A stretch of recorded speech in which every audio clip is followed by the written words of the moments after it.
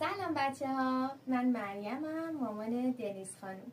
دنیس خانم کوچولوی ما 2 ماهشه و ما تصمیم گرفتیم پست ها و کلیپ های با هم دیگه درست کنیم.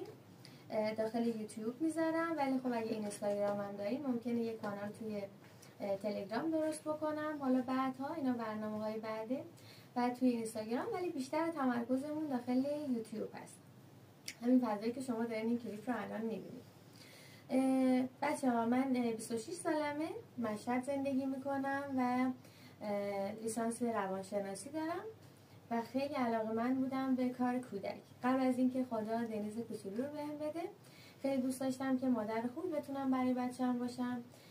یه سری نقص‌ها، مشکلاتی که خب خودم میدیدم که یه سری مامانا از روی ناآگاهی، نه از روی اینکه چون همه مامانا بچه‌هاشون رو دوست دارن، نه از روی حالا غرض ورزی، ولی خب آگاهی نداشتن یا یه مقدار سواد رابطه با بچه و مراقبت و نگهداری از اون رو نداشتن.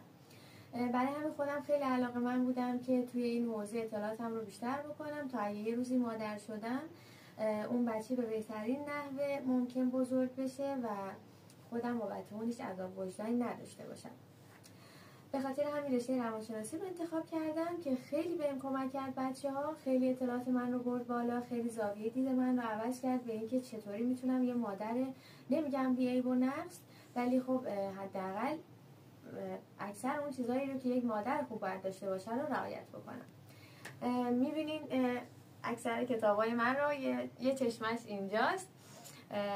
بنابراین میخوام خیالتون راحت باشه که اگر صحبتی میکنم اینجا، اگر نکته‌ای بهتون میگم، نه تنها حالا تجربیات خودم هست، تجربیات اطرافیان، کسایی که مادر بودن، در نهایت صحبتایی که توی این کانال شما قراره ببینید همشون بار علمی دارن. بنابراین خیالتون راحت باشه، این پیج قطعاً 70% بار علمی داره و 30% تجربیاتی که حالا از اطرافیان گرفتم و دلم میخواد که با شما به اشتراک بذارم.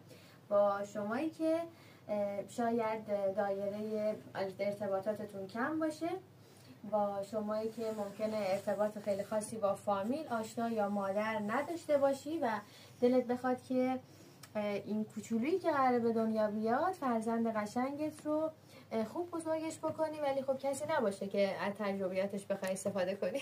خانم فیلم بردار که خیلی علاقه‌مند هست به نوه قشنگش، لابلای صحبت‌های ما یه تبلیغ خیلی ریزی رفت که بدونیم که چه شیرین خوشمزه‌ای داریم ما اینجا.